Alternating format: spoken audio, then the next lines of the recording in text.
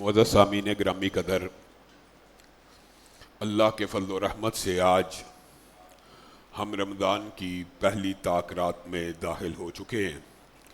اعتکاف کرنے والے مرد و خواتین مسجدوں کی رخ کر چکے ہیں۔ اس مسجد میں بھی اعتکاف کے لیے آنے والے مرد و خواتین کو ہم اہلاً و سہلاً مرحبا دیدہ و دل فرش راہ کہتے ہیں۔ آپ تمام نمازی بھائیوں سے، ساتھیوں سے بھی یہی التماس ہے کہ یہ اللہ کے مہمان ہیں، ان کے لیے اپنا دیدہ و دل فرش راہ رکھیں۔ اللہ رب العزت کے ان مہمانوں کے لیے خصوصی طور کے اوپر آپ احباب نے محبت کا، مودت کا، صبر کا، تحمل کا مظاہرہ کرنا ہے۔ آج جو عشرہ شروع ہو رہا ہے، اس حوالے سے چند گزارشات کو سمجھنا اور مجھے اور آپ کو اپنی زندگی میں کچھ عادات کو ہمیشہ کے لیے حصہ بنا لینا ازحد ضروری ہے۔ پہلی بات، یہ جو عبادت اعتکاف ہے،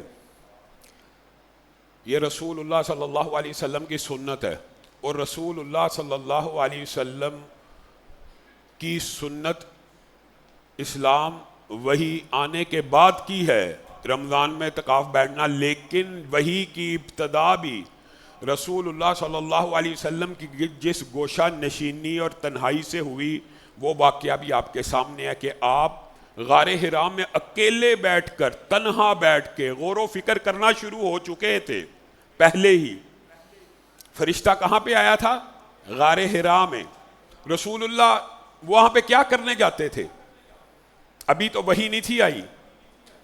گویا انسان کا گوشہ نشینی اس طرح اختیار کرنا کہ غور و فکر ہو۔ اسلام میں رہبانیت کا کنسپٹ قطعاً موجود نہیں ہے، لیکن رمضان کے اندر گوشہ نشینی، تنہائی، یہ محمود عمل ہے، اور اعتکاف کی جو عبادت ہے اس کا گوشہ نشینی اور تنہائی سے بڑا گہرا تعلق ہے۔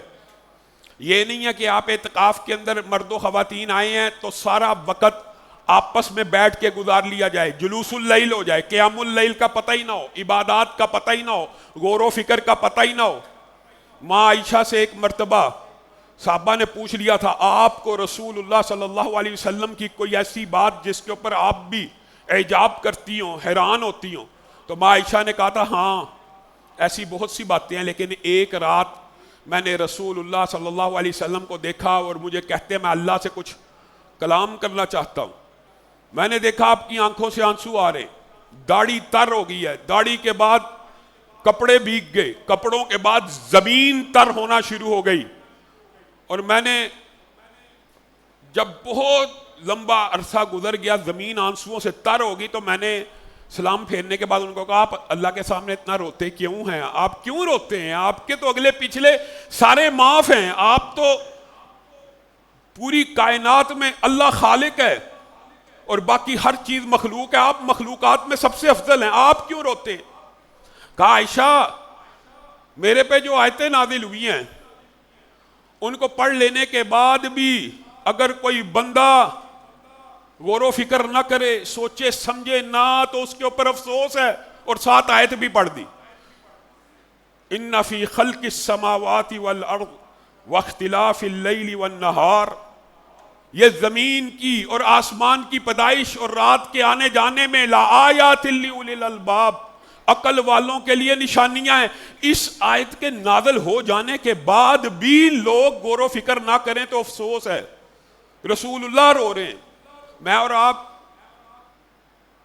یہ بھی بڑی عظمت کی بات ہے، صحیح حدیث ہے، رسول اللہ صلی اللہ علیہ وسلم نے فرمایا، آپ سب آج مسجد میں جب بھی آئیں یہی نیت کر کے آیا کریں۔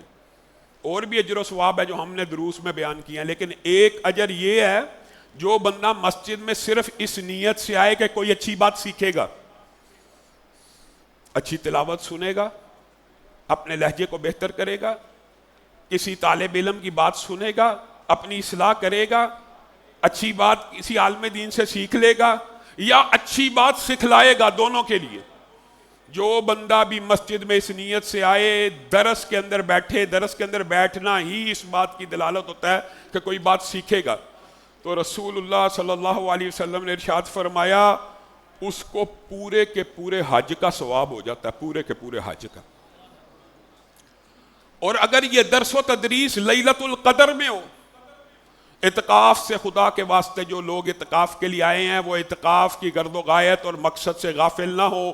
اعتکاف کے اندر موبائل فون کا استعمال لغویات میں سے.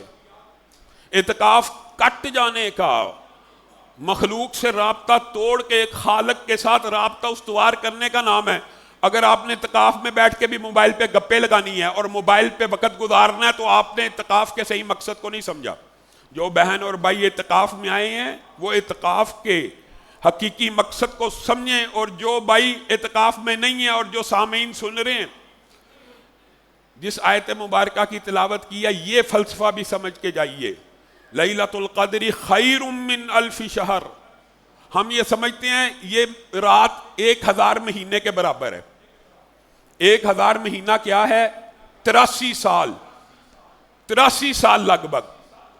یہ رات 83 سال کے برابر ہے. ہرگز نہیں. لیلۃ القدر خیر من الف شہر. 1000 مہینے سے بہتر ہے. واللہ یضاعف لمن یشاء. یہ اللہ کی مرضی ہے، وہ اس کو 1000 مہینے سے بہتر کم از کم ہے. کم از کم جو انسان نہایت سستی سے عمل کر رہا ہے یہ اس کے لیے ہے. باقی اعمال کا دار و مدار نیتوں پہ ہے. ہو سکتا ہے کسی کا عمل اللہ کو اتنا پسند آ جائے 1000 مہینے سے بہتر ہے 10,000 مہینے لکھ دیے جائیں، 1,00,000 مہینے لکھ دیے جائیں. یہ اس آیت کا مفہوم اصل میں یہ خیر من الف شہر. یہ 1000 مہینے سے بہتر ہے. کم از کم 1000 مہینے کے برابر ہے. اور 1000 مہینے کے برابر ہونے کا کیا مطلب ہے؟ اس مطلب کو اگر میں اور آپ سمجھ لیں تو اللہ کی قسم کبھی ان راتوں سے غافل نہ ہو. اور اسلاف کا طرز عمل اور نمونہ یہ ہے، یہ بات درست ہے، جو بات درست ہے وہ صحیح ہے کہ لیلۃ القدر کو تلاش کن راتوں میں کرنا چاہیے؟ طاق راتوں میں. لیکن اسلاف کا طرز عمل یہ تھا کہ آپ ان 5 طاق راتوں میں اور جفت راتوں میں کوئی فرق نہیں تھے کیا کرتے. اور خود رسول اللہ صلی اللہ علیہ وسلم بھی فرق نہیں تھے کیا کرتے. رسول اللہ آخری 10 دنوں میں اپنے گھر والوں کو تنبیہن ڈانٹ کے، عام دنوں میں نہیں، ان 10 راتوں میں تنبیہ کر دیا کرتے تھے کہ یہ رات سونے کی راتیں نہیں ہیں، اب جاگنے کا وقت ہو چکا ہے. ان 10 راتوں میں جنہوں نے اعتکاف کرنا انہوں نے بھی، اور جنہوں نے اعتکاف نہیں کرنا ان کے لیے بھی کمر کس لینے کا، کمر باندھ لینے کا آخری زور، جس کو کہتے ہیں نا بس انسان منزل کے قریب پہنچ جائے اور آخری زور لگانا ہے، یہ وہ لمحہ ہے. بس آخری ہمت لگانی ہے. 20 دن گزر گئے ہیں، آخری 10 دن باقی ہیں. ہو سکتا ہے 9 راتیں باقی ہوں. یہ جو راتیں باقی رہ گئی ہیں اس میں طاق اور جفت کا بھی فرق نہیں رکھنا، اور ہر رات کو عبادت اس انداز میں کرنی ہے کہ آپ کو یہ بات سمجھ آ جائے کہ مطلب کیا ہے 1000 مہینے سے بہتر. 1000 مہینے سے بہتر کی ایگزیکٹ ٹرانسلیشن یہ ہے عام فہم زبان میں. یہ رات آئی ہے، جمیع اعمال کو اس رات میں جمع کیجئے. ان 10 راتوں میں ہر بندہ اپنی جیب کے مطابق 1 روپیہ، 10 روپے، 100 روپیہ، 1000 روپیہ اس رات میں اگر خرچ کرتا ہے تو اس کے نامہ اعمال میں لکھا جائے گا اس بندے نے 1000 مہینے یہ 1000 روپیہ خرچ کیا ہے. یہ اس کا ایگزیکٹ ترجمہ اور ٹرانسلیشن ہے. وجہ کیا ہے؟ صحابہ نے رسول اللہ صلی اللہ علیہ وسلم سے پوچھ لیا تھا، اے اللہ کے رسول، یہ جو پرانی امتوں میں 500 سال لوگوں نے عبادتیں کی ہیں تو ہماری تو امت کی آپ نے کہا عمر ہی 60 سے 70 برس کے درمیان ہوگی، ہم ان لوگوں کا مقابلہ کیسے کریں گے؟ تو رسول اللہ صلی اللہ علیہ وسلم نے کہا تمہیں تو اللہ نے ہر سال ایک رات ایسی دی ہے جس کی عبادت 1000 مہینوں سے بہتر ہے. اس کا مفہوم یہ ہے، اس میں ایک پارہ قرآن پاک کا پڑھیں گے تو یوں لکھا جائے گا اس بندے نے 1000 مہینے ہر روز ایک قرآن کا پارہ پڑھا. گویا اس رات میں جو بھی عمل کریں گے وہ ملٹی پلائی بائی 1000 رات ہوگا. اگر یہ مفہوم سمجھ آ جائے، اور یہی اس کا مفہوم ہے اور مطلب بھی یہی ہے، جائیے تحقیق کیجئے. یہ علماء اور طالب علم ہم جیسے آپ کے سامنے تحقیقات کا نچوڑ رکھتے ہیں جو کئی برس کی ہوتی ہیں اور کئی دنوں کے مطالعے کا حاصل ہوتی ہے. یہی اس کا مطلب ہے، یہی اس کی ٹرانسلیشن ہے. کہ آپ نیکی کا کوئی بھی عمل ان راتوں میں کریں گے، اللہ رب العزت اس کو بڑھاتا رہے گا اور اس کو لکھے گا. اگر مجھے اور آپ کو یہ بات سمجھ آ جائے، تقسیم کر لیجئے، مثلا اوسطاً 10 گھنٹے، ویسے تو 11 گھنٹے، 10 گھنٹے لگا لیجئے، یہ رات 10 گھنٹے کی ہے. 1 گھنٹہ 8.25 سال کے برابر ہے. 1 گھنٹہ 8.25 سال کے برابر ہے. اور اللہ کے فضل و کرم سے ہم یہ اہتمام کریں گے کہ ان طاق راتوں میں، جفت راتوں میں کم از کم آدھ 1 گھنٹہ آپ درس و تدریس میں شامل ہوں، جو حج کا ثواب ہے، اور اس کے اندر آپ کے نامہ اعمال میں یہ لکھا جائے گا آپ نے اتنا عرصہ دین سیکھا اور سکھلایا. اور 1 گھنٹہ الحمدللہ یہاں پہ قیام ہوتا ہے، وہ بھی لکھا جائے گا. کوشش ہم یہ کریں گے کہ طاق راتوں میں تمام دروس دعائیں وتر 12 بجے سے پہلے ختم ہو جائے اور جفت راتوں میں 11 بجے کے قریب ختم ہو جائے، تاکہ باقی تنہائی کے وقت میں آپ ان گھنٹوں کو یوٹیلائز کر سکیں. 1 گھنٹہ 8.25 سال کے برابر، 1 مہینہ 45، 1 منٹ 45 دن سے زیادہ، 1 منٹ اور 1 سیکنڈ 45 گھنٹوں سے زیادہ ضائع کر دیں. اللہ کے بندو، یہ وقت ہے جو آپ ضائع کرنے کا نہیں ہے. 1 لمحے کے لیے بھی موبائل اپنے ہاتھ میں نہ لیجئے. 9 دن نہیں ہے نا، یہ 10 دن ہی رہ گئے ہیں نا، کیا فرق پڑ جائے گا؟ اللہ کی قسم ان کاموں میں نہ پڑیے. ابھی قدرتی موبائل آج ابھی آتے آتے میسج آنا شروع ہو گئے ہیں. لیلۃ القدر کون سی رات ہوگی جی؟ لیلۃ القدر کا امکان کس رات کو ہے؟ ایسے لوگ ہیں کہ آج رمضان کی آخری راتیں چل رہی ہیں، پھر بھی ایک ہی دن عبادت کرنی ہے. اللہ کے بندو، اللہ کے لیے ان 10 راتوں کو عبادت کر لو. ان میں بھی طاق رات کا خاص طور پہ اہتمام کرنا چاہیے حدیث کے مطابق. لیکن رویت کا، شکوک و شبہات کا، آپ کو پتہ چاند کا مسئلہ پاکستان میں ایک ایسا بھی ہے جس کو گھر بیٹھے چاند نظر آ جاتا ہے. پوپل زئی صاحب کا آپ کو پتہ ہے، ہر سال اختلاف آپ کو پتہ. تو ان اختلافات اور رویت سے کہ مطالعے کے اختلافات سے بچنے کے لیے آپ نے طاق راتوں کے اندر نہیں پڑھنا. جفت رات ہو، طاق رات ہو، ایک شیڈول بنانا ہے. اور ہر سال کی طرح اس سال بھی اس شیڈول کو باہر بینروں پہ اور فلیکسوں پہ لکھ دیا. جو اعتکاف والے ہیں وہ ایک پیپر بنائیں، اور جو اعتکاف والے نہیں ہیں وہ ڈائریاں بنائیں کہ 1 رات کے اندر ہم نے عمل کرنا کیا کیا. گزشتہ دنوں آپ کے سامنے ذکر کا موضوع شروع کیا ہوا ہے اور ہم قرآن پاک کے اوپر پہنچے. چند باتیں یہاں سے آگے چلا کے اور میکسیمم جتنا اللہ تعالیٰ نے موقع دیا اتنی آپ یہ شیڈول ایک بنائیں کہ ہر روز رات کو ہم نے اس 10 گھنٹے کو کیسے یوٹیلائز کرنا. تو میرا جو مشورہ ہے ایک طالب علم ہونے کے ناطے، میں وہ باتیں آپ کے سامنے رکھوں گا جو میں سمجھتا ہوں نچوڑ ہیں انسان کی تحقیق کا. میری زندگی کا مطالعے کا جو نچوڑ ہے وہ آپ کے سامنے رکھنا چاہتا ہوں، اور بات وہاں سے شروع کریں گے. اور انشاءاللہ آج کے درس کے بعد دوبارہ اپنا موضوع قرآن پاک اس حوالے سے جو باتیں رہ جائیں گی اس کے اوپر غور کریں گے. قرآن پاک ذکر میں سے سب سے افضل قسم ہے، اور آج کل معاشرہ اس حوالے سے بہت سے اشکال کا شکار ہے. 2 باتیں تیزی سے یہ اشکال دور کرنے. لوگ یہ کہتے ہیں یہ کتاب ہدایت ہے، 100% کتاب ہدایت ہے. کتاب دستور ہے، 100% ہے. کتاب قانون ہے، 100% ہے. کتاب منشور ہے، 100% ہے. ہدی للمتقین کے علاوہ ہدی للناس بھی ہے. لیکن یہ تمام باتیں کر لینے کے بعد یہ جملے کہنا، ویسے عمومی طور پہ کہنا کہ یہ دم اور رقیہ کی کتاب نہیں ہے کہ اس کو صرف آپ رقیہ کے طور پہ پڑھ کے پھونکتے رہے، یا یہ مردے بخشوانے کے لیے نہیں آئی ہے، زندہ بخشوانے کے لیے آئی ہے. یہ زندہ لوگوں کو جنت میں لے جانے کے لیے آئی ہے، مردے بخشوانے کے لیے. یہ جملے عمومی طور پہ درست ہیں، لیکن یہ جملے کے ساتھ اگر کہا جائے کہ قرآن پاک کو بغیر ترجمہ پڑھنا جائز ہی نہیں ہے، قرآن پاک کو بغیر ترجمہ پڑھنا ایسے ہے جیسے فرینچ میں گالیاں نکالنا ہے، تو اس سے بڑی گمراہی اور جہالت بھی کوئی نہیں ہے. قرآن کتاب ہدایت ہے، لیکن قرآن کتاب ثواب بھی ہے. یہ کس نے کہہ دیا کہ قرآن کتاب ثواب نہیں ہے؟ رسول اللہ کی حدیث آپ نے سنی ہوئی، الف لام میم، ایک حرف نہیں، کتنے حرف ہیں؟ 3 حرف ہیں، اور ہر حرف کو، اس قرآن پاک کے ہر حرف کو پڑھنے کی نیکی کتنی ہے؟ 10، اور الف لام میم پڑھنے کی نیکیاں کتنی ہیں؟ الف لام میم کا ترجمہ کیا ہے؟ وہ بدبخت جہلم کا بیٹھا ہوا کہتا ہے کہ بغیر ترجمہ قرآن پڑھنا ایسے ہے جیسے فرینچ میں گالیاں نکالنا ہے، اور رسول اللہ کہتے ہیں الف لام میم پڑھو 30 نیکیاں ملیں گی، تیری مانی جائے گی کہ رسول اللہ کی مانی جائے گی؟ ایک کنسپٹ یہ کلیئر کر کے جائیے، بے شک عمومی طور پہ ہم بھی یہ بات کہتے ہیں کہ قرآن پاک لٹکانے کے لیے نہیں تھا آیا، تعویذ بنانے کے لیے نہیں آیا۔ اگر کوئی بندہ شہد کا یا زمزم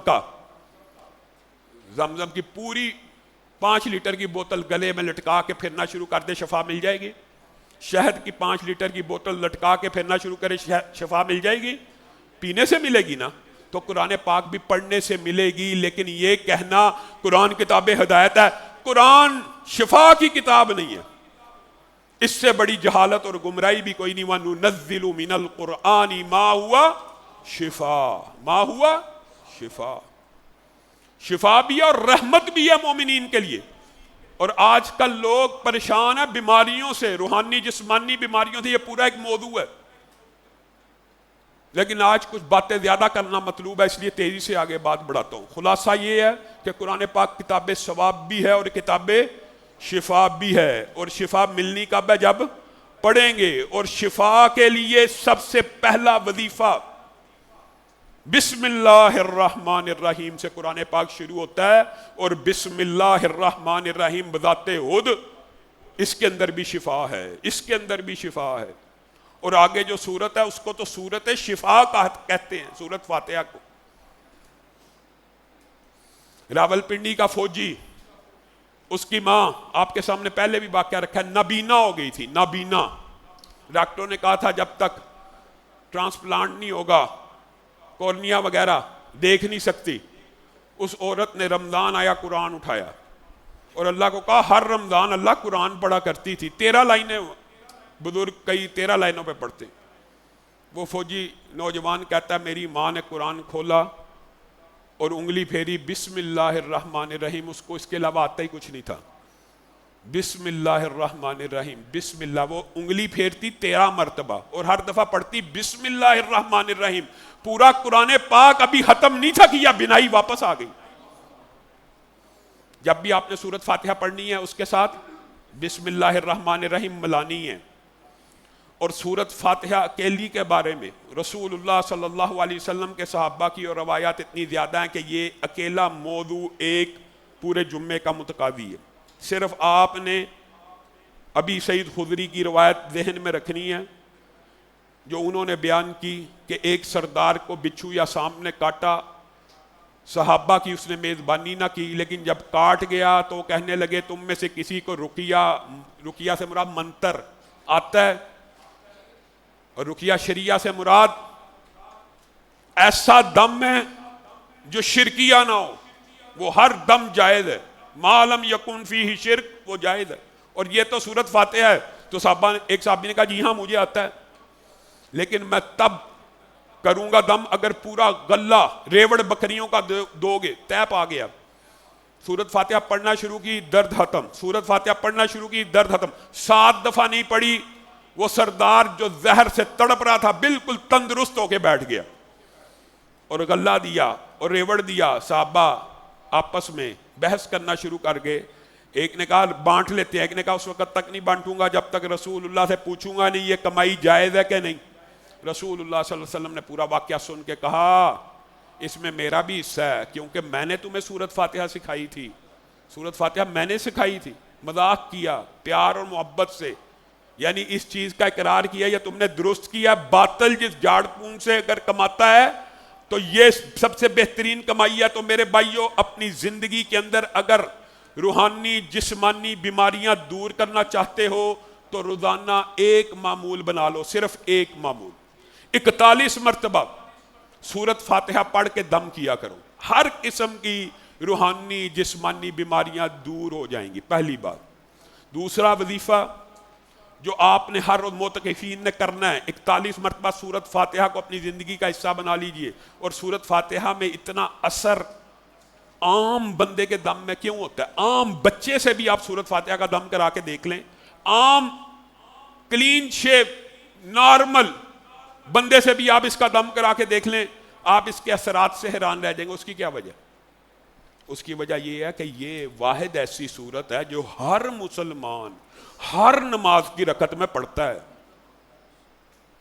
اور جب یہ صورت انسان پڑھ رہا ہوتا ہے نا تو اللہ تعالیٰ بندے سے کلام کر رہے ہوتے ہیں. میرے بندے نے میری حمد بیان کی، ثنا بیان کی، بزرگی بیان کی، جو یہ مانگے گا اس کو میں دوں گا. یہ عام بندے کے لیے بھی ہوتا ہے، اس لیے سورت فاتحہ میں اثر ہے عام بندے کے دم کے اندر بھی. اس دم کو آپ نے اپنانا ہے اور اپنی زندگی کے اندر اس کو شامل کرنا ہے. اور اس حوالے سے میں نے آپ کو کئی مرتبہ مختلف واقعات بیان کیے. عینی مشاہدہ، بلڈ کینسر تک، جگر کے کینسر کے امراض اس اکیلی صورت کی وجہ سے دم سے دور ہوتے. پھر لوگ کہتے ہیں کہ ہسپتال بند کر دیتے ہیں. بھائی آپ کو کس نے کہا ہسپتال میں جانا ناجائز ہے؟ وہ بھی علاج مسنون ہے، وہ بھی جائز طریقہ ہے، وہ بھی سنت سے ثابت ہے. لیکن جب ڈاکٹروں نے آپ کو جواب ہی دے دیا ہے کہ آپ 4 سٹیج پہ آپ کو سورت فاتحہ پڑھنے میں کیا اعتراض ہے کہ صرف ضد ہے اسلام کی، اللہ تعالیٰ شفا دینے والا ہے. آپ سورت فاتحہ کو اپنی زندگی میں جاری کیجئے، اللہ تعالیٰ شفا آپ کی زندگی میں جاری کر دے گا. سورت بقرہ کی انشاءاللہ جو باتیں رہ جائیں گی آئندہ آنے والے دروس میں قرآن پاک کے حوالے سے جو جاری ہے اس میں ذکر کرتے رہیں گے. آج معتکفین اور آپ احباب کو ایک شیڈول بتانا ہے. سورت بقرہ کی آخری 2 آیات آمن الرسول والی، رسول اللہ صلی اللہ علیہ وسلم نے کہا آج آسمان سے وہ فرشتہ اترا ہے جو آج سے پہلے کبھی زمین پہ اترا ہی نہیں، یعنی اس نے زمین دیکھی ہی نہیں. کیا لے کے آیا ہے؟ سورت فاتحہ اور سورت بقرہ کی آخری 2 آیات لے کے آیا ہے. اللہ کے رسول ان 2 آیات کو پڑھنے کا فائدہ کیا ہے؟ رسول اللہ صلی اللہ علیہ وسلم نے فرمایا جس نے پڑھ لی وہ اس کے لیے کافی ہو گئی. اور کفایت کا مطلب یہ ہوتا ہے اس کے رزق کے لیے، اس کی عبادات کے لیے، اس کے قیام اللیل کے لیے، اس کے نیکی کے تمام معاملات جو وہ کرتا ہے. بالفرض سفر میں تھا، ایک بندہ روزانہ 3 سپارے پڑھتا ہے، رات کو سفر میں تھا نہیں پڑھ سکا، صرف یہ 2 آیتیں پڑھ لے وہ اجر و ثواب بھی مل جائے گا اور اس کے لیے کافی ہو جائیں گی. گویا عبادات کے جو سارے کے سارے معمولات ہیں یہ اکیلی 2 آیات ان کے لیے متبادل بن جاتی ہیں اور کفایت کر جاتی ہیں. اور رسول اللہ صلی اللہ علیہ وسلم نے فرمایا جس گھر میں پوچھتے ہو نا آپ شفا کا، جادو کا، جنات کا، شیاطین کا، جس گھر میں صرف 3 دن تک پڑھی جائے، 3 دن نہیں پڑھی جا سکتی، صرف 3 دنوں تک جس گھر میں یہ 2 آیتیں ان کی تلاوت کی جاتی ہے وہاں سے شیطان، جادو، جنات بھاگ جاتے ہیں، شیاطین بھاگ جاتے ہیں. سورت بقرہ کی بھی یہ فضیلت موجود ہے 40 دن کی، لیکن ان آیات کی تو صرف 3 دن کی فضیلت ہے. آگے بڑھیے، یہ زندگی کا معمول بنانا. 41 مرتبہ سورت فاتحہ، سورت بقرہ کی آخری 2 آیات، پھر قرآن پاک کی ایک عظیم آیت ہے وہ آیت الکرسی ہے. اکیلی آیت الکرسی کے اوپر بھی کئی خطبات دیے جا سکتے ہیں، لیکن آیت الکرسی کے وہ 3 مشہور واقعات آپ ذہن میں لے کے آئیے. اور رسول اللہ صلی اللہ علیہ وسلم نے جب اپنے صحابی سے پوچھا تھا کہ بتا قرآن پاک کی سب سے افضل آیت کون سی ہے، تو جب انہوں نے کہا تھا آیت الکرسی تو رسول اللہ نے کہا تھا تجھے تیرا علم مبارک ہو، تو صحیح پہنچا ہے. یہ قرآن کی سب سے زیادہ عظمت والی آیت ہے، سب سے زیادہ عظمت والی آیت ہے. اور ہر مسلمان مرد، عورت، بچے کو یہ آیت یاد ہونی چاہیے. وجہ حضرت ابو ہریرہ کی حدیث آپ سب نے سنی ہوئی ہے. 3 مرتبہ شیطان آیا، تینوں مرتبہ پکڑ لیا. وہ تینوں مرتبہ ایک ہی بات کر کے کہ اب نہیں آؤں گا، اب نہیں آؤں گا، اب نہیں آؤں گا. تیسری مرتبہ کہنے لگا اگر تو ہمیشہ کے لیے میرے سے جان چھڑوانا چاہتا ہے تو آیت الکرسی پڑھ لیا کر. اللہ رب العزت تیرے ساتھ ایک ایسا محافظ نازل کریں گے کہ وہ محافظ پھر مجھے قریب بھی نہیں آنے دے گا، پھر آنے ہی نہیں دے گا. دیگر دو روایات کو ملایا جائے، جننی والی روایت کو بھی ملا لیا جائے، تو یہ پتہ چلتا ہے کہ جو بندہ آیت الکرسی پڑھتا ہے اللہ کی طرف سے ایک فرشتہ مقرر ہو جاتا ہے اس کی حفاظت کے لیے۔ دوسری بات، دوسری روایت میں جب 3 دفعہ پکڑا، حضرت ابو ایوب انصاری والی روایت میں جب پکڑا تو وہاں پہ آیا پھر تجھے کوئی ضرر رساں چیز نقصان نہیں پہنچائے گی۔ اور تیسری مرتبہ یہ کہا جو صبح پڑھتا ہے شام تک شیطان کے شر سے محفوظ ہو جاتا ہے، اور جو شام کو پڑھتا ہے صبح تک شیطان کے شر سے محفوظ ہو جاتا ہے۔ اور اسی پر بس نہیں، یہ آیت حفاظت کی آیت اکیلی نہیں ہے، یہ حفاظت تو شیطان کی ضرر رساں چیز سے، شیاطین سے، یہ تو حدیث موجود ہے، یہ ثواب کی آیت بھی ہے، ثواب کی۔ رسول اللہ صلی اللہ علیہ وسلم نے فرمایا جو بندہ ہر نماز کے بعد آیت الکرسی پڑھتا ہے اللہ کے ذمے میں تو آ ہی جاتا ہے، لیکن اس کا اور جنت کا فاصلہ صرف ایک چیز روکتی ہے۔ اللہ کے رسول کیا چیز؟ کیا چیز؟ صرف موت۔ جو ہی مرے گا جنت میں داخل ہو جائے گا۔ فضیلت والی آیت بھی ہے کہ آیت الکرسی کو اپنی زندگی میں صبح و شام 5 نمازوں کے بعد 7 بنتی ہیں، لیکن مجربات اور تجربے کی روشنی میں ایک بندہ مومن کو ایک دن میں کم از کم 10 مرتبہ آیت الکرسی پڑھنی چاہیے۔ 41 مرتبہ سورۃ فاتحہ پڑھیں، سورۃ بقرہ کی آخری 2 آیات پڑھیں، 10 مرتبہ آیت الکرسی پڑھیں، آگے بڑھیے۔ قرآن کی بات پہلے کرتے ہیں، بہت سی صورتیں، لیکن جو آپ نے ہر روز اعتکاف والوں نے اور اعتکاف کے بغیر والوں نے ہر روز پڑھنی ہے، ان میں سے ایک سورہ ملک ہے۔ رسول اللہ صلی اللہ علیہ وسلم نے فرمایا قرآن کی ایک سورت ایسی ہے جو اپنے پڑھنے والے کی ایسی حفاظت کرتی ہے، شاید یہ بیان کرنے کا مطلب یہی ہو کہ غافلین متنبہ ہو جائیں، نہ جاننے والے لوگوں کو علم ہو جائے کہ ایک ایسی صورت بھی ہے جو قبر میں بھی انسان کا ساتھ دیتی ہے، عذاب بھی آ رہا ہو تو قبر والے کو اپنے سایہ رحمت میں، آغوش میں اس طرح ڈھانپ لیتی ہے جیسے مرغی اپنے بچوں کو ڈھانپتی ہے۔ وہ سورت سورہ ملک ہے۔ جو بندہ پوری زندگی میں اس سورت کے ساتھ تمسک اختیار کرتا ہے، ہر روز رات کو پڑھ کے سوتا ہے، اللہ کے رسول کی گارنٹی ہے وہ عذاب قبر سے محفوظ ہو جائے گا۔ پڑھو گے کہ نہیں؟ اللہ کے لیے 30 آیتیں ہیں، صرف 30 آیتیں، اور یہ ساری چیزیں پڑھنے کا جو فائدہ آگے چل کے بیان کرتا ہوں۔ رسول اللہ صلی اللہ علیہ وسلم نے فرمایا قل یا ایھا الکافرون، جو بندہ ایک مرتبہ پڑھتا ہے وہ 1/4 قرآن پڑھ لیتا ہے، 1/4۔ 4 دفعہ پڑھا تو کتنا؟ پورے کا پورا قرآن پڑھ لیا۔ اور پھر صبح شام پڑھنے کے ان کے فضائل الگ ہیں۔ رسول اللہ صلی اللہ علیہ وسلم نے کہا تم میں سے کوئی شخص کیسے عاجز آ گیا کہ 1/3 قرآن روز پڑھ لے؟ صحابہ نے کہا بہرحال مشکل کام ہے اللہ کے رسول، 1/3 قرآن پڑھنا۔ کہا قل هو اللہ احد پڑھا کرو، سورہ اخلاص 1 مرتبہ پڑھو گے گویا تم نے 10 پارے پڑھ لیے۔ 1 دفعہ پڑھنے میں کتنا ٹائم لگتا ہے؟ 10 پارے پڑھنے کا ثواب نہیں چاہتے؟ رسول اللہ صلی اللہ علیہ وسلم نے فرمایا جس نے 3 مرتبہ پڑھا اس نے پورا قرآن پڑھ لیا۔ اور دیگر احادیث کو ملایا جائے تو جس نے 10 مرتبہ پڑھا اس کا جنت میں ایک محل بن گیا۔ آپ نے قل یا ایھا الکافرون اور قل هو اللہ احد، اس کے فضائل اور بھی ہیں۔ آیت الکرسی کے ساتھ قل هو اللہ نماز کے بعد پڑھنے کی فضیلت الگ موجود ہے۔ آپ نے قل یا ایھا الکافرون اور قل هو اللہ اپنی زندگی میں معتکفین نے اور غیر معتکف جتنے لوگ ہیں 12 مرتبہ کم از کم، اللہ کی قسم اس سے زیادہ پڑھنا آسان ہے لیکن کم از کم 12 مرتبہ، اور رات کو سونے سے پہلے پڑھ لیں تو بھی ٹھیک ہے۔ قل یا ایھا الکافرون کی سونے سے پہلے بھی شرک کے برات کے بارے میں حدیثیں موجود ہیں۔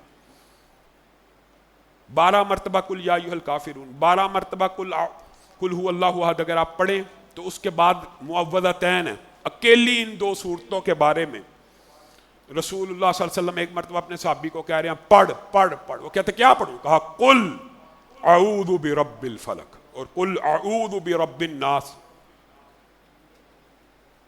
رسول اللہ نے کہا کسی پناہ مانگنے والے نے اس سے اعلیٰ الفاظ کے ساتھ پناہ نہیں مانگی.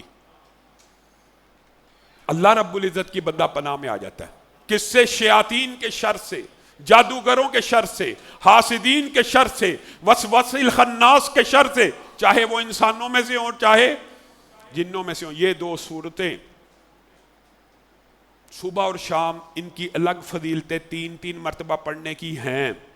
یہ جو اذکار ہیں یہ 3 مرتبہ صبح شام کر کے بھی ان کی تعداد پوری کی جا سکتی ہے. لیکن جو بندہ جادو جنات سے بچنے کے لیے اور ان تمام ثوابوں کو لینا چاہتا ہے وہ 11 مرتبہ 11 آیات کو 11 مرتبہ پڑھے.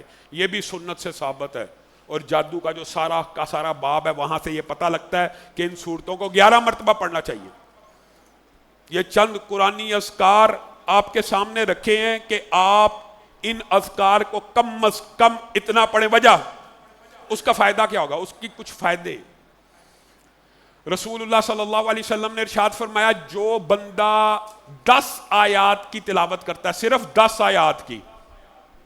ہم نے تو سورہ ملک بھی پڑھ لی، قل هو اللہ بھی پڑھ لی، قل یا ایھا الکافرون بھی پڑھ لی، معوذتین بھی پڑھ لی، سورۃ فاتحہ بھی پڑھ لی، اور آمن الرسول بھی پڑھ لی، آیت الکرسی بھی پڑھ لی، تو ہماری آیات تو بہت زیادہ ہوگی. تو رسول اللہ نے تو کہا جو صرف 10 آیات پڑھتا ہے اللہ تعالیٰ کبھی اس کو غافلوں میں سے نہیں لکھے گا.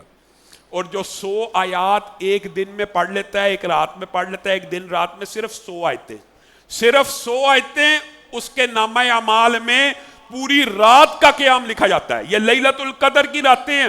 امام کے ساتھ عشاء کی نماز پڑھی، آدھی رات کا قیام، فجر پڑھی، پوری رات کا قیام. یہ 100 آیات کے ساتھ قیام کیا، 100 آیتیں پڑھ لی، پوری رات کا قیام. امام کے ساتھ تراویح باجماعت پڑھ لی، سلام پھیرا، پوری رات کا قیام. جو ایک ہی رات میں 5 6 راتوں کے قیام کر رہے ہیں، پھر ملٹیپلائی کر لیں 1000 مہینے سے بہتر کے ساتھ. اور ایک میری آجزانہ سی گزارش ہے اللہ کے لیے، یہ جو 10 راتیں ہیں ان میں سے ہر روز کوشش کیجئے، معتکف بھی اور غیر معتکف بھی، اس حدیث کے اوپر عمل کرنے کی کوشش کریں جو رسول اللہ صلی اللہ علیہ وسلم نے ارشاد فرمایا جو بندہ 1000 آیتوں کے ساتھ قیام کرتا ہے. پہلی حدیثیں پڑھنا، یہاں پہ 1000 آیتوں کے ساتھ قیام کرنا. رسول اللہ نے فرمایا جو بندہ 1000 آیتوں کا قیام کرتا ہے اس کے مقدر میں خزانے لکھ دیے جاتے. جس بندے کے مقدر میں جنت کے خزانے لکھے ہوں، کیا اللہ تعالیٰ پہلے اسے جہنم میں ڈالے گا؟ 1000 آیتوں کا قیام آپ کو سننے میں مشکل لگ رہا ہے، لیکن قربان جائیں علماء کی محنتوں کے اوپر. انہوں نے محنتیں کی کہ 1000 آیتوں کا قیام امت کے لیے آسان کیسے بنایا جائے. غور و فکر کرنے کے بعد اس نتیجے پہ پہنچے کہ 29واں اور 30واں پارہ تبارک الذی سے شروع کریں، ناس تک 1000 سے زائد آیات بن جاتی ہیں. اور ہر بندہ مسلم جو حافظ ہے غیر حافظ ہے وہ قرآن پاک کھول کے 2 رکعتوں میں ان 10 دنوں میں 29واں اور 30واں پارہ پڑھ لے، صرف 2 رکعتوں میں. یہ 10 راتیں تو کم از کم قیام کرے اور اپنی پوری زندگی کا معمول بنائیے کہ ہفتے میں 1 رات ایسی ہونی چاہیے جب یہ 1000 آیتوں کا قیام ہو. اللہ کی قسم آپ ٹریننگ کر لیں، آپ تجربہ کر لیں، ایک وقت آئے گا آپ کہیں گے کہ یار یہ تو بڑا مشکل لگتا تھا، شروع میں آپ کو ٹائم کچھ زیادہ لگ سکتا ہے، لیکن ایک وقت آئے گا آپ 25 سے 30 منٹ میں 1000 آیتیں پڑھ لیں گے. 25 سے 30 منٹ، 2 رکعتیں اس طرح کی بھی قائم کیجیے. ہر روز یہ 1000 آیتوں کا قیام کیجیے.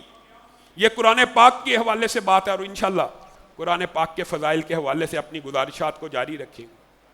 قرآن پاک کے بعد جو حدیث ہے وہ یہ ہے کہ افضل الذکر، جو سب سے افضل ذکر ہے وہ کیا ہے؟ لا الہ الا اللہ، لا الہ الا اللہ، لا الہ الا اللہ. یہ حالی پڑھنا بھی باعث اجر و ثواب ہے، لیکن الا اللہ، الا اللہ، ہو حق، یہ قرآن و سنت سے کہیں ثابت نہیں ہے. اس طرح کے وظیفے یہ بدعی عمل ہے، یہ باعث ثواب نہیں ہے. یہ انسان کو راہ راست سے دور لے جاتے ہیں انسان. اور ایک سلسلہ میں نام نہیں لیتا پھر اوفینڈ ہوتے ہیں, وہ جی قلب جاری ہو جاتا ہے حق ہو کے ضربے لگانے سے. وہ کیا ہو جاتا ہے جی, قلب جب جاری ہو جاتا ہے نا اس کے اندر سے لہریں نکل, وہ کیا ہوتا ہے جی, وہ جب ہاتھ ملاتے ہیں تو کرنٹ پڑنا شروع ہو جاتی ہے. اس کرنٹ کا کرنا کیا ہے سمجھ ہی نہیں آتی.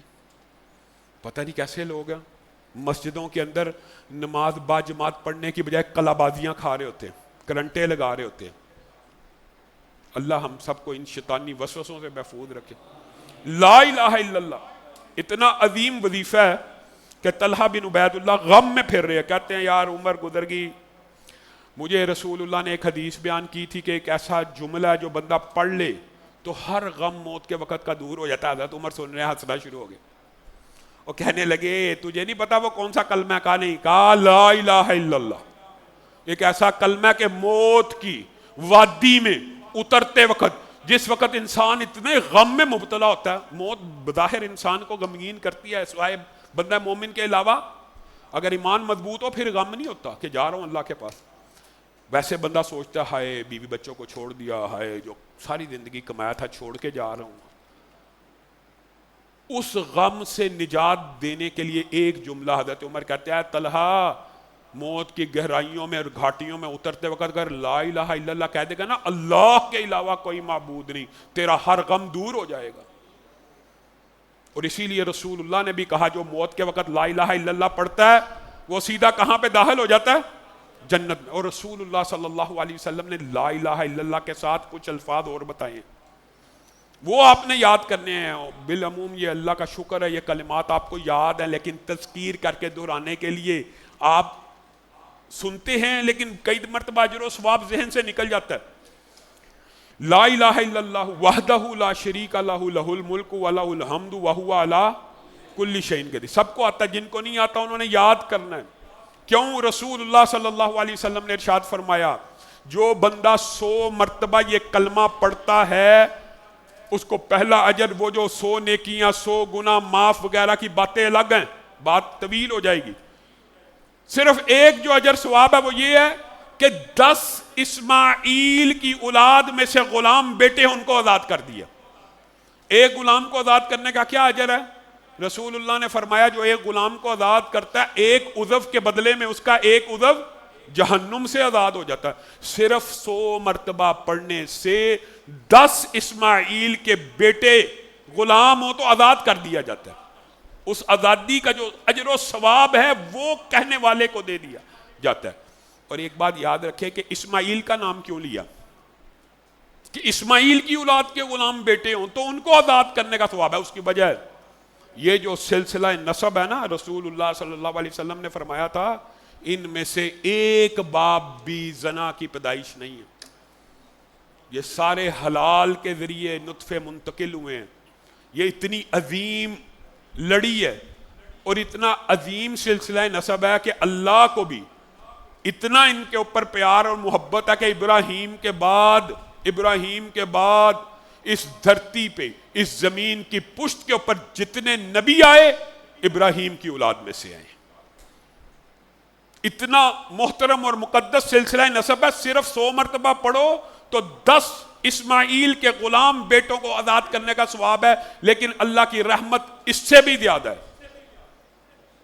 کہا جو 10 مرتبہ پڑھے گا. یہ جب رسول اللہ کسی حدیث کو بیان کرتے ہیں اجر و ثواب بیان کرتے ہیں پہلے اور پھر اس میں تخفیف کرتے ہیں, یہ رحمت کے لیے ہوتا ہے. کیونکہ اللہ کو بھی پتا بعض بندے ایسے ہوں گے جو 100 مرتبہ سننے کے بعد, عالم کے کہنے کے بعد, طالب علم کے کہنے کے بعد بھی نہیں پڑھیں گے. وہ 10 مرتبہ پڑھ لیں صبح شام, 10 مرتبہ, ان کو کیا اجر و ثواب ملے گا؟ پہلے تو تھا 100 کے اوپر 10 غلام بیٹے, اب اجر و ثواب یہ ہے کہ 10 مرتبہ پڑھو گے تو 4 اسماعیل کے غلام بیٹوں کے آزادی کا ثواب مل جائے گا. اور پھر اسی پہ بس نہیں ہے, رسول اللہ صلی اللہ علیہ وسلم نے بھی محبت کی اور اللہ تعالیٰ نے بھی رحمت کی انتہا کر دی.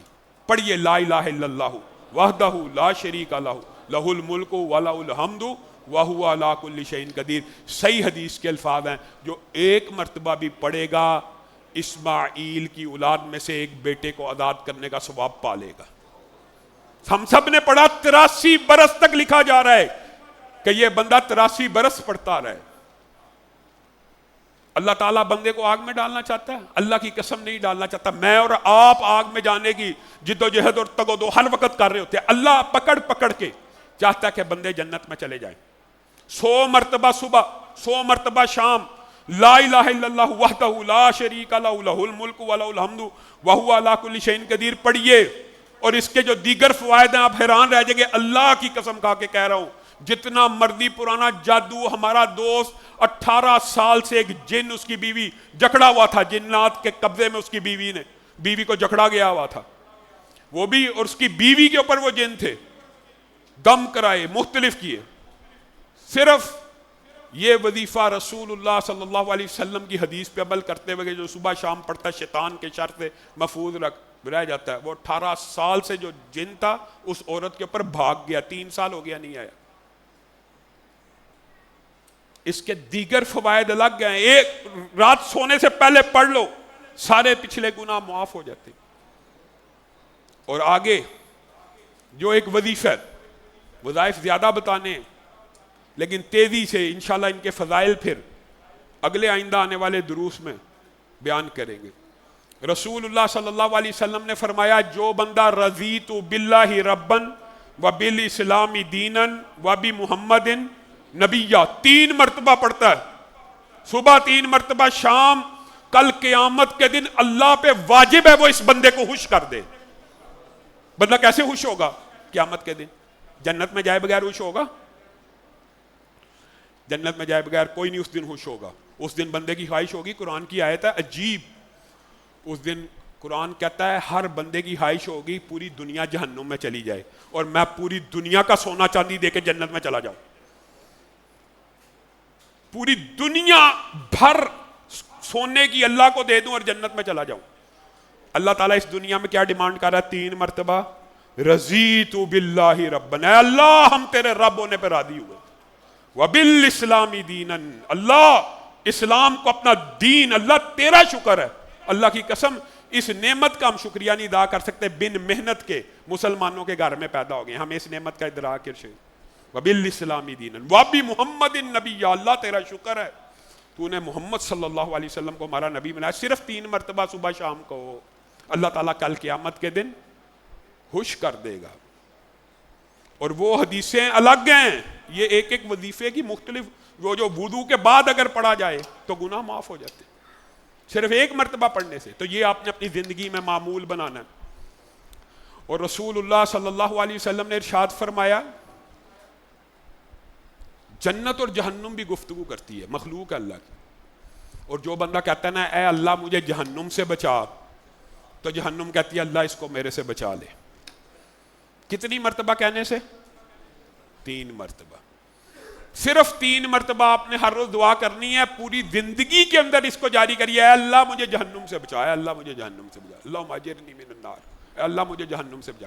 اور 3 مرتبہ کیا دعا کرنی ہے؟ اے اللہ مجھے جنت میں داخل فرما. تو جنت اللہ سے سفارش کرتی ہے، اے اللہ اس بندے کو جنت میں داخل فرما. پھر ایک وظیفہ، وقت کافی گزر گیا، میں 2 وظیفے بتا کے اپنی بات کو ختم کروں گا اور انشاءاللہ ان کے فضائل آئندہ آنے والے دروس میں بیان کریں گے. خواتین کے باہر بھی اور مردوں کے باہر بھی یہ چارٹ لگا دی ہیں، یہ پورے کا پورا چارٹ دیکھیں. کچھ باتیں جو رہ گئی ہیں وہ آئندہ آنے والے دروس میں بیان کریں گے. بنیادی طور کے اوپر قرآن پاک کا مہینہ، قرآن پاک کے وظائف کے ساتھ تمسک اختیار کیجئے، لا الہ الا اللہ کے ساتھ کیجئے. اور 2 وظیفے مزید بتاؤں گا اور ایک استغفار کی جو بات رہ گئی ہے انشاءاللہ آئندہ آنے والے جمعے میں اس پہ بھی گفتگو ہونی ہے اور اگر موقع ملا درس کے اندر بھی ہو جائے گی. وہ یہ ہے کہ اپنی زندگی کے اندر درود پاک کو رکھیے. اللہ کی قسم درود پاک اکیلا ایسا وظیفہ ہے جس کے بارے میں ابی بن کعب کی آپ نے ساری کی ساری حدیث سنی ہوئی ہے. کتنا اللہ کے رسول کہتے ہیں بڑھا لے تو تیرے لیے، اللہ کتنا، اللہ کے رسول کتنا، کہا نصف کر لے. کہا ابی بن کعب نے نصف کر لیتا ہوں. کہا اگر اس سے بھی زیادہ کرے گا تیرا فائدہ ہے. 2/3 کر لیتا ہوں، اس سے بھی زیادہ کرے گا تیرا فائدہ. اے اللہ کے رسول آپ سے وعدہ ہے اب ذکر کا جتنا وقت ہوگا درود ہی پڑھوں گا. تو رسول اللہ صلی اللہ علیہ وسلم نے فرمایا پھر تیرے سارے غم دور ہو جائیں گے. یہ جو جملہ ہے اکیلا کافی ہے. تیری ساری پریشانیاں ختم ہو جائیں گی, تیرے سارے غم دور ہو جائیں گے. غم کے اندر سوچیں ذرا کون سی چیز ہے جو نہیں ہے؟ رزق نہ ہونے کا غم, بچوں کے نافرمان ہونے کا غم. دنیا کے اندر جتنی بھی مصیبتیں ہیں ان کا تعلق غم سے ہے. انسان کو کوئی پریشانی آتی ہے انسان غمگین نہیں ہوتا. جو بندہ درود پاک ہر وقت پڑھتا رہتا ہے اس سے اللہ تعالیٰ غموں کو دور کر دیتے ہیں. غموں کو دور کرنے کا مطلب کیا؟ رزق حلال بھی فراہ مل گیا, اولاد کی فرما برداری بھی مل گئی, دنیا بھی آسان مل گئی. اکیلے درود پاک سے وجہ کیا ہے؟ جو بندہ رسول اللہ پہ 1 مرتبہ درود بھیجتا اللہ تعالیٰ اس کے اوپر 10 مرتبہ درود بھیجتے ہیں. 10 مرتبہ. انشاءاللہ اس کے فضائل کو آپ کے سامنے رکھیں گے. آپ نے زندگی میں صبح و شام 10 مرتبہ درود پاک کو پڑھنا ہے. 10 مرتبہ کا عدد کیوں کہہ رہا ہوں؟ کیونکہ رسول اللہ صلی اللہ علیہ وسلم نے کہا جو قیامت کے دن 10 مرتبہ اپنی زندگی میں درود پاک پڑھتا ہوگا میں محمد صلی اللہ علیہ وسلم اس کی سفارش کروں گا. یہ آپ نے نمازوں کے علاوہ پڑھنا ہے, نمازوں سے باہر پڑھنا ہے. اور ایک وظیفہ ہے, اور وہ وظیفہ مکمل بتاتا ہوں, اس کی ہر جز کی ایک فضیلت ہے. سبحان اللہ والحمد للہ ولا الہ الا اللہ واللہ اکبر ولا حول ولا قوت الا باللہ. جو حالی سبحان اللہ و بحمدہ ہے نا, حالی رسول اللہ صلی اللہ علیہ وسلم نے فرمایا جو 100 مرتبہ پڑھتا ہے نا اس کے گناہ سمندر کی جھاگ کے برابر و معاف ہو جاتے. ام ہانی کی حدیث میں جب انہوں نے پوچھا ہے اللہ کے رسول میں کیا پڑھا کروں, تو رسول اللہ نے 4 جملے کہے تھے, سبحان اللہ والحمد للہ ولا الہ الا اللہ واللہ اکبر. یہاں تک کہا تھا 100 مرتبہ پڑھے گی 100 اسماعیل کے غلام بیٹوں کو آزاد کرنے کا ثواب, 100 مرتبہ پڑھے گی 100 اونٹ قربان کرنے کا ثواب, 100 مرتبہ پڑھے گی تو اللہ رب العزت 100 گھوڑے زین پوش آزاد کرنے کا ثواب. اور لا الہ الا اللہ کا جو ثواب ہے وہ تو اس حدیث میں ایسے بیان ہوا ہے کہ زمین و آسمان کے مابین جتنی خلا ہے اس کو اجر و ثواب سے بھر دے. سبحان اللہ والحمد للہ ولا الہ الا اللہ واللہ اکبر. یہ چاروں وظیفوں کا ام ہانی کو رسول اللہ صلی اللہ علیہ وسلم نے جواب دیا. 100 اسماعیل کے بیٹے, 100 اونٹ, 100 گھوڑے, اور لا الہ الا اللہ تو زمین و آسمان کے مابین سارے خلا کو پور کر دے گا. کس چیز سے؟ کس چیز سے؟ نیکیوں سے, اجر سے, ثواب سے. 100 مرتبہ.